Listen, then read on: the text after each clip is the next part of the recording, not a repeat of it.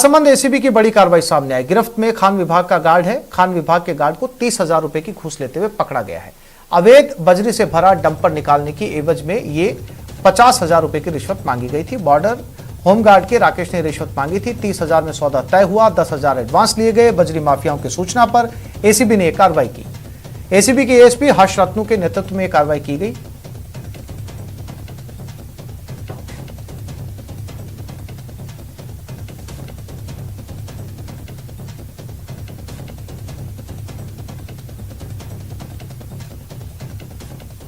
Corona virus ने देश भर में कोहराम मचा रखा है। कोई राज्य ऐसा नहीं जो इसकी जानलेवा लहर की चपेट में न आया हो। मरुधरा में महामारी के प्रकोप को रोकने के लिए प्राइवेट और रिटायर्ड डॉक्टरों ने भी मोर्चा संभाल लिया। देखते हैं इस रिपोर्ट में।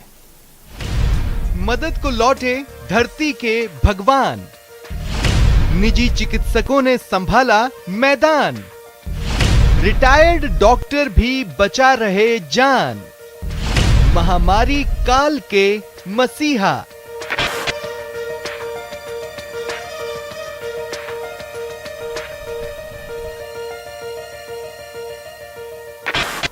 जैसलमेर में पिछले 3 दशकों में किसी बीमारी ने अगर लोगों को सबसे ज्यादा भयभीत किया है तो वो कोरोना वायरस है। महामारी काल में मदद का एक हाथ मानो मुर्दा शरीर में जान डाल देता हो। इसी आस को जगाए रखने के लिए जिले के रिटायर्ड और निजी डॉक्टरों ने मोर्चा संभाल लिया है। ये रिटायर्ड और निजी डॉक्टर बेपटरी हुई चिकित्सा व्यवस्थाओं को संभालने के लिए जिला अस्पताल और कोविड सेंटर्स में सेवाएं देकर लोगों की जान बचा रहे हैं। वहीं कई फोन पर होम आइसोलेशन में रह रहे मरीजों को उचित सलाह देकर मददगार बन रहे हैं। Doctor S K. व्यास निजी अस्पताल छोड़कर जिला अस्पताल में सेवाएं दे रहे हैं। Doctor B K. Barupal retired CMHO phone call पर मरीजों को उचित दवा और सलाह। डॉक्टर दिशा भाटी रेडियोलॉजिस्ट घर बैठे लोगों को भेज रही हैं सिटी स्कैन की रिपोर्ट। जहां पर भी कोविड सेंटर है या जो हॉस्पिटल में जहां पर कोविड के पेशेंट हैं, जहां पर भी जैसे भी उनको हमारी आवश्यकता रहेगी हम सेवाएं देने के लिए हमेशा तैयार रहेंगे। और अभी हम जैसे यहाँ पर हमारा कोविड सेंटर है वहाँ पर हम अपनी सेवाएं दे रहे हैं। सुबह और शाम को हम यहाँ पर देखे जाते हैं मरीजों को। इनका मेन उद्देश्य था कि जो गांव की दूर दराज के इलाका में जो लोग बैठे हैं जो संक्रमित संभावित है या संक्रमित है या उनके परिवार की क्या केयर करना चाहिए, वो इस टेलीफोनिक के द्वारा हमने उसको सुविधाएं देनी शुरू कर दी।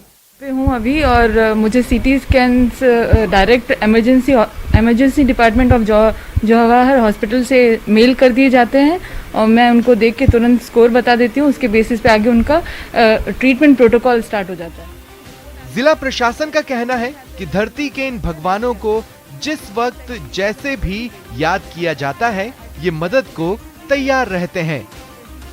ये निःशुल्क सभी लोग प्रशासन के साथ कंधे से कंधा मिलाकर निःशुल्क सेवाएं दे रहे हैं। इन सभी को मैं धन्यवाद ज्ञापित करना चाहता हूं कि इन्होंने इस कोरोना जैसी महामारी के अंदर ये लोग आगे आए और इस कोरोना से निपटने, इस आपदा से निपटने के लिए हमारा इन्होंने सहयोग।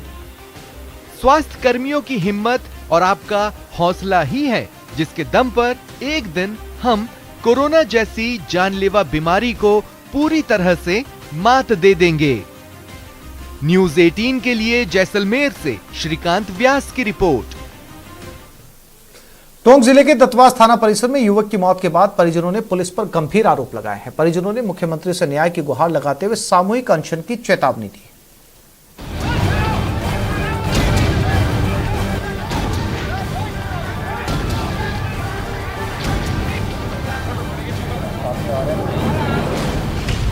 पुलिस पर पीड़ितों को परेशान करने का आरोप।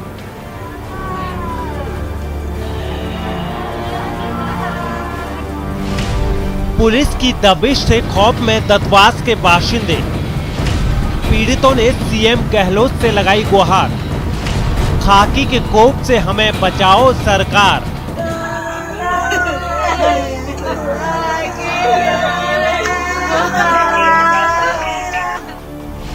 एक तो घर के मुखिया की मौत का गम,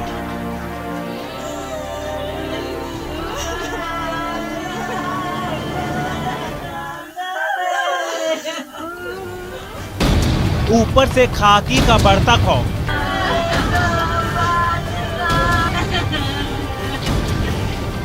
जिस खाकी से इंसाफ की दरकार थी वो तो जख्मों पर नमक छिड़क कर दर्द को और बढ़ा रही है। परिवार के मुखिया की मौत के बाद जैसे तैसे जिंदगी शुरू करने के बदले निराश हताश परिजन अब आमरण अनशन की बात करने को मजबूर हैं। हम तो मरेंगे फांसी खा के घर में बैठ के, हम कुछ नहीं करने वाले। हाँ, हमारे परिवार वालों के, हमारे काका बाबा के पकड़ने की धमकी देते हैं हमको, यहाँ पर रोज पुलिस भेजते हैं। हाँ, हमारे जिनका नाम हो वो सब यहाँ पर ही नहीं है एक भी। सबको डर लगता है, रोज पुलिस आती है यहाँ पर गाड़ी लेके। परिजनों का आरोप है कि परिवार के मुखिया पप्पू मीणा की पुलिस हिरासत में मौत हो गई।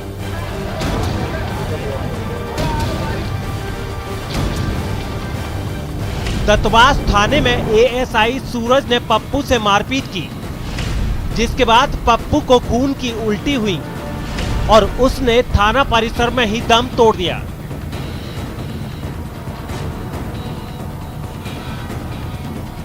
पप्पू की मौत से आक्रोशित भीड़ ने पुलिस की गाड़ी फूंक दी थी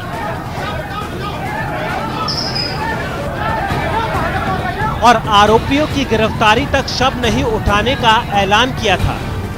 ग्रामीणों के गुस्से को शांत करने के लिए पुलिस ने मृतक के परिजनों के साथ समझौता कर लिया था, जिसमें पीड़ितों को परेशान नहीं करने और आरोपियों के खिलाफ कार्रवाई की बात कही थी।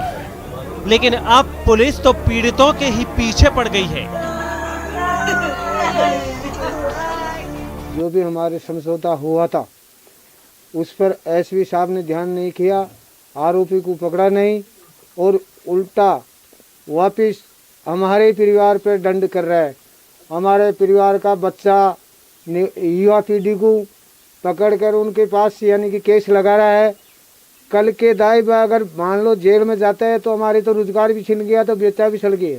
परिवार वालों के, हमारे काका बाबा के पकड़ने की धमकी देते हैं हमको, यहाँ पर रोज पुलिस भेजते हैं। हालांकि पुलिस परिजनों के समझौते के उलट काम करने के आरोपों को सिरे से खारिज कर रही है। सरकारी संपत्ति को नुकसान हो और प्रकरण दर्ज नहीं किया जाए, ऐसा कोई समझौता नहीं होता। समझौते में ये होता है कि भाई मृतक पक्ष जो है उसके प्रति हमारी सहानुभूति रहेगी, उसके खिलाफ कोई मुकदमे दर्ज नहीं किए जाएंगे, तो उसके खिलाफ नहीं है ये प्रकरण। जिले के पुलिस कप्तान से नाराज परिजनों ने सूबे के मुखिया से इंसाफ की गुहार लगाई है। आरोप संगीन है, अब देखना होगा कि पीड़ित परिवार की गुहार पर कब गौर फरमाया जाता है। न्यूज 18 राजस्थान के लिए टोंक से दौलत पारीक की रिपोर्ट। एक छोटे से ब्रेक के लिए रुक रहे हैं, जल्द लौटते हैं।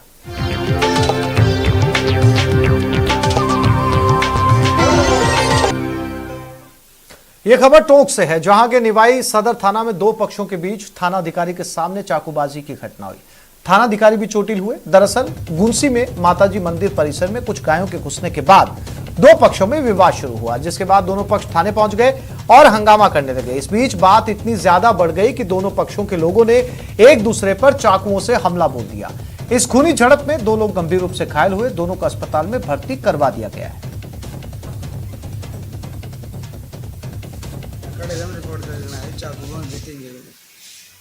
क्या नाम था उनका? विष्णु गुजर और राजेश गुजर।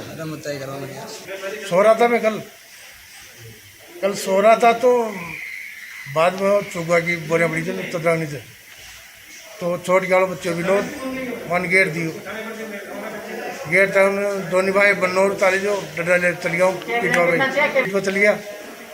दोनों छोरा जो गेट बंद कर लियो तौल लगा ली मैंने मोबाइल कर मन करा तो बुलायो। कल कोई बरसात की वजह से मंदिर के सामने पुल के नीचे गाय आ गई थी। उन गायों को बाहर निकाल उस गायों को बाहर निकालने के बाद में लक्ष्मी नारायण डीजे वगैरह उन्होंने आपस में बोला चली हो गई थी। उसी बात को रंजिश को लेकर के आज रिपोर्ट दोनों के वहाँ घटनास्थल पर गुंसी पर लड़ाई झगड़ा हुआ। अब बीकानेर से, जहां एसीबी ने रिश्वतखोरी मामले में ईओ के घर की तलाशी लेकर शिकंजा कसना शुरू कर दिया। दरअसल झालावाड़ में एसीबी की टीम ने भवानी मंडी में नगर पालिका के जमादार को 1,05,000 की रिश्वत लेते हुए गिरफ्तार किया। इसके बाद एसीबी ने रिश्वतखोरी के मामले में विभाग, ईओ राधेश्याम छिंपा और 2 अन्य पर भी केस दर्ज किया। इसके बाद बीकानेर एसीबी की टीम ने नोखा में ईओ राधेश्याम के घर की तलाशी ली। घर को एक कमरे को सीज कर दिया गया। ईओ राधेश्याम छिंपा मामला दर्ज होने के बाद से फरार है।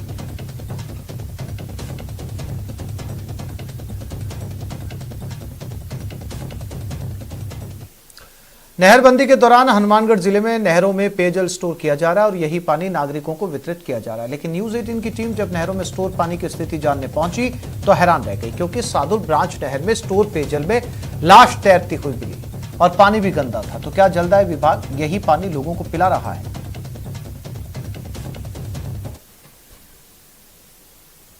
का मामला गरमाया हुआ है और ऐसी कुछ स्थिति हनुमानगढ़ में भी नजर आ रही है।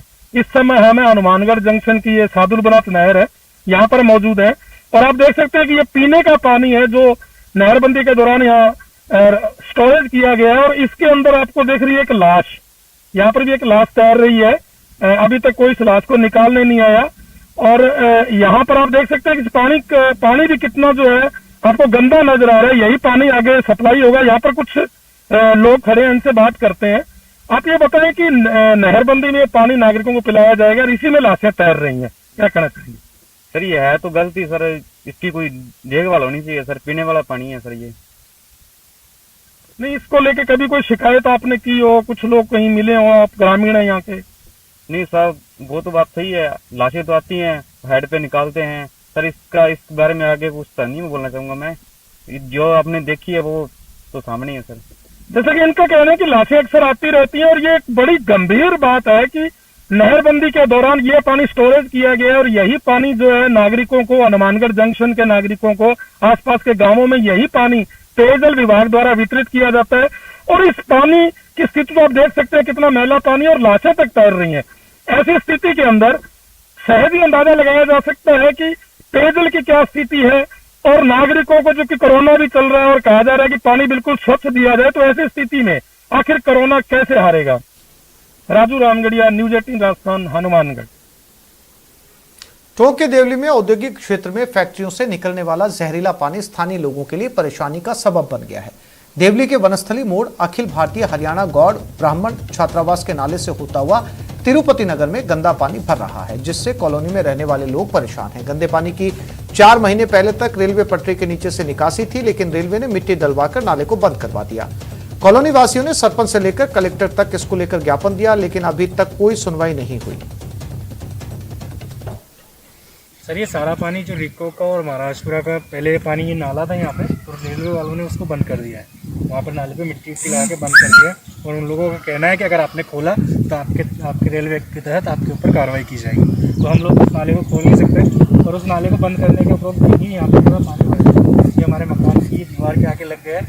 तकरीबन 4 महीनों की समस्या को पैदा, क्योंकि जो ये रेलवे थी, जब रेलवे ने जब इसको यहाँ से नाले को बंद किया तो बंद करने के बाद में बड़ी बड़ी समस्याएं चालू हो गई है। अभी घर के अंदर जो है कई लोगों को सांस लेने तक में दिक्कत आ रही है, क्योंकि ये गंदा केमिकल का पानी, खराब पानी है, पूरा इक्को से पानी आता है और इक्को से पानी आने के बाद में जो जब बरसात होती है तो ये जो महाराजपुरा का, पड़ाई का और इधर इलियाबाद का सारा पानी इसी नाले से निकासी उसका। तो हमें ये परेशानी है, मतलब इस पानी की बहुत तकलीफ हो रही है। और दूसरी बात, अगर आगे में हमने पूरी जगह विज्ञापन दे दिया है, दूसरी बात अगर प्रशासन नहीं सुनेगा तो हम पूरी कॉलोनी और पूरी फाटक के आदमी मतलब आंदोलन करेंगे, रोड जाम करेंगे और अगर हमारी सुनाई नहीं हुई तो मतलब। तो इस बुलेटिन में फिलहाल इतना ही। नमस्कार।